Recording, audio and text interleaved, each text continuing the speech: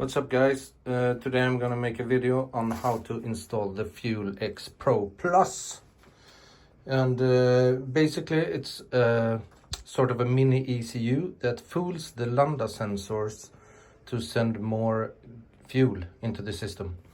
And I had the FuelX Lite installed on my Svartpilen 401 and it made a good difference. I didn't think I would have to do it on the 801 since it's not jerky at all when it comes to the gas, but sometimes my bike dies, which can be quite dangerous, so I thought why not try to install the FuelX.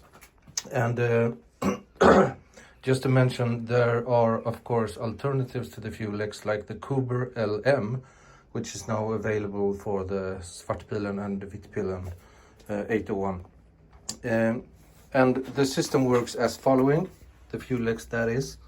You have two lambda sensors situated on the pipes basically, and they go up here, and the FuelX connects to these two, and then there's a little computer that tells the system to send in more gas. So that's like the basic thing. There is a light version, meaning it only has one map, and then there's the FuelX Pro Plus version, which I am going to install. Well, I have already installed it, but I did some faults, so I'm gonna have to do it again. So let's go over how it's done. Basically, that's the plan for today. And these are the tools you are going to need, or that I recommend that you have. A screwdriver with a T30 socket, and all the screws on the bike that we're going to take off today are the same, so they look exactly the same. This is how they look. It's not a hard job to do by any means, but I forgot to tighten up the wires so they are almost touching the top of the engine, so that's why I'm doing it again. I haven't tried it out yet. There is no official FuelX for the 801 series as of right now. So this system is for the Duke 790.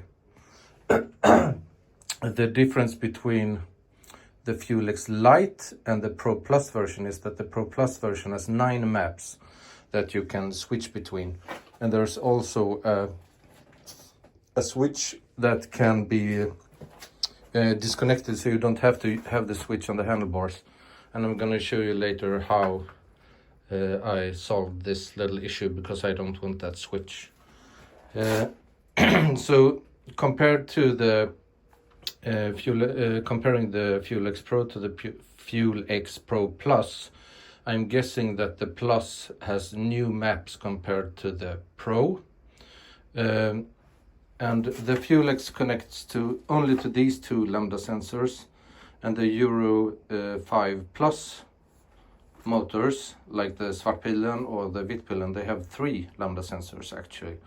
There's a third one, I don't know if we can see it here, but there's a third one that senses if you do a decat. So I can't guarantee that this system will work with a decat. I have no plans to do a decat, so I don't care. And I have tested the system, and it doesn't give any warning signs, so that's a positive. I haven't test driven the bike yet, but I'm expecting that it doesn't die basically on me like it has a few times.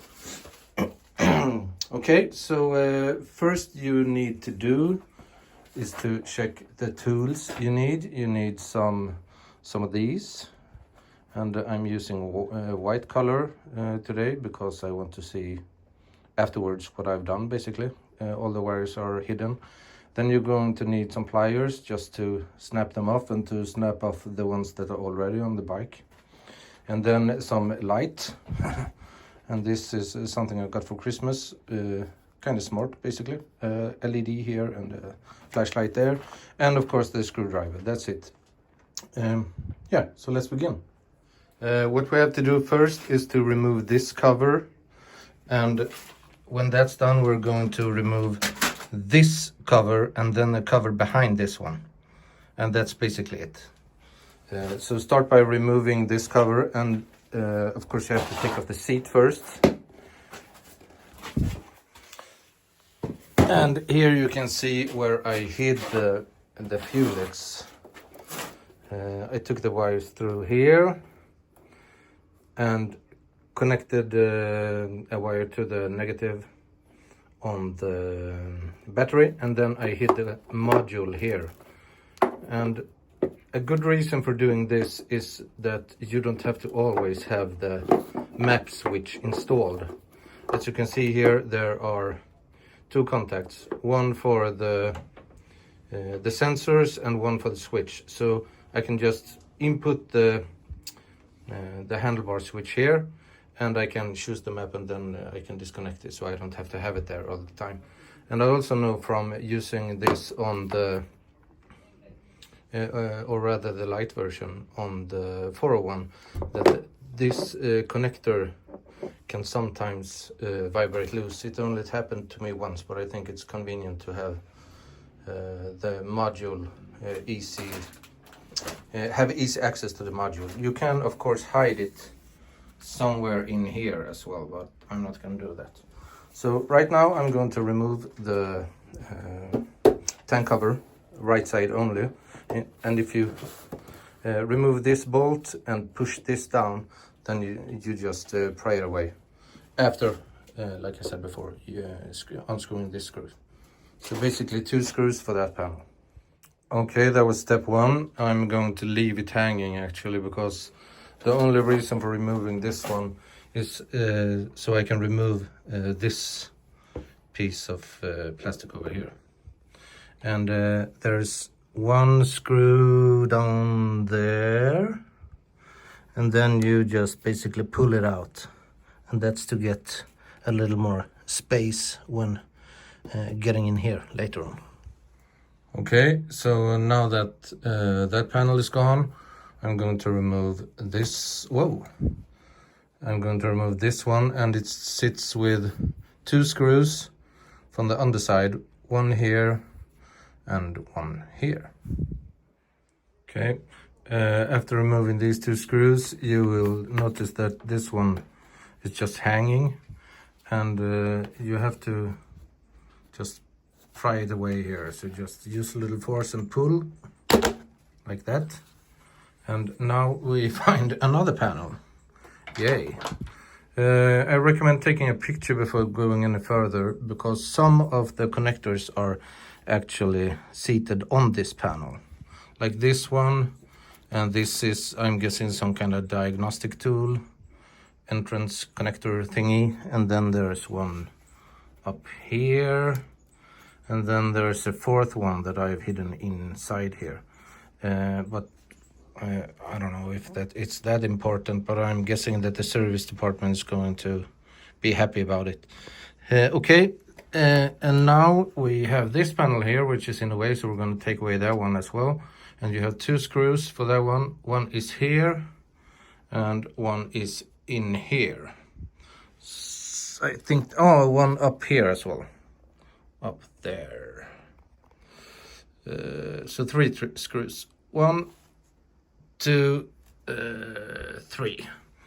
And this little horn connector thingy is actually sitting on this plate, so you have to pry it loose here just to get it over this connector here. And then some of these are also connected, so you have to remove this one, just a switcheroo. And then originally there are 2 stripes here you have to cut that are holding the basically all the wires inside, and I forgot to secure these, so this is one of the reasons why I'm having to redo this, so don't forget to connect that. Then there's also a connector on the rear here that also is sliding on, and that one I just shoved up there. We'll see how I'll do it this time, but yep. So I'm going to remove this one now. Okay. Okay, I just basically left it hanging here with the screws inside. Perhaps not the best thing to do, but you can pry it away. Just pull on it a little and it will come off. But if you lift up here, you can see that this is where it happens, so to speak. And if you follow these two, you will find the connectors, and then it's basically just disconnect the original connectors and install the FuelX connectors, and you can't go wrong because these are just a tiny bit different from each other. So very easy process. Then I took the wiring from the FuelX and I inserted it underneath the tank cover. Here underneath the tank cover there's actually a little room. There's some sort of strange connector up there, so you could, I'm guessing, put the module under here somehow. But like I said, I wanted an easy access to the module later on, so that's why I'm not doing it that way. Let's see if I can get some lights here. And the important part to remember here, which I forgot obviously, is to make sure that the wires are secured upwards so that they don't touch the top of the engine, and mine don't, but it's pretty close here, so I'm just going to secure them a little better. Yeah, so let's do that. Okay, just a little side note, I did decide to remove the right side tank cover, and this is how you do it. You basically pull down on this one, then there's one screw here and one screw here, and then you just take it off. Okay, so now I have worked on securing the wires here. As you can see, hopefully nothing is touching the engine like it did before, and basically I used the main wiring harness, and I attached the sensors to the wiring harness, and then I shoved them in there basically. And the main wiring harness is going to be striped to the inner lid, so to speak. Right now I'm just gonna cut these things up first, and as you can see here are the wires going underneath the tank cover to the back of the bike, and you're going to have to remove these 4 screws just to get the wires under this bar, which I think kind of makes sense. And make sure the wire isn't going inside the airbox, obviously. And then you just pull it a little tighter, and then you have a perfect spot for the FuelX module back there. Okay, so I'm going to start to assemble everything again, and that's basically it. I will show you the bike running in a few seconds. Okay, so here's how you're supposed to reinstall the inner cover here. You take one of these stripes and you wrap it around the main wiring harness, and then you secure it to the plate basically. And you're supposed to do this twice, and it's quite fiddly, but I guess I recommend doing it. I didn't do it the last time, so I'm going to try to do it this time. Okay, so now I have installed the inside lid, and this is supposedly what goes on the outside, this strange connector that I talked about earlier. The wire for the horn, and then I think this is the 3rd lambda sensor, or O2 sensor as you say in the US. I managed to get one of these two to secure the wire. the main wiring harness, so whatever. Then this one goes here somewhere that you feel happy about, and then you put on the last lid like this. La la. Okay, ladies and gentlemen, everything is back together except for the seat, just to show you how it looks when it's done. Here's the module, and if I want to swap between the maps, I've set it to map number 7 now, which is supposedly like what the FuelX Lite runs. FuelX map number 6 or 7, and the higher you go, the higher the amount of fuel will be. I'm running a short slip-on, which I know might not be the best for performance, but it was the one that was available to me, and I also want to use a tail tidy when that becomes available, so I don't want like a long exhaust melting my indicators. So just a slip-on, and here I have a sports filter inside from K&N, and that's it. Other than that, it's pretty standard.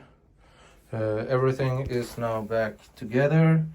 There is nothing worrying me about wires touching the engine, and I'm now going to like start it up, and just to show you that there are no fault messages. I haven't even tried it to be honest, but we'll see.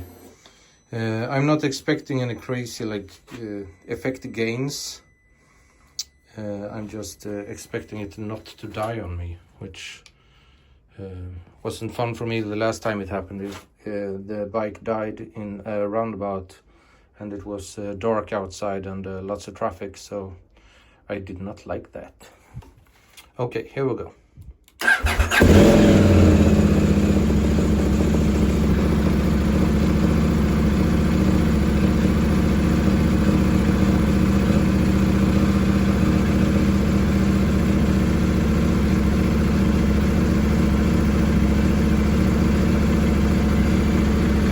That's it.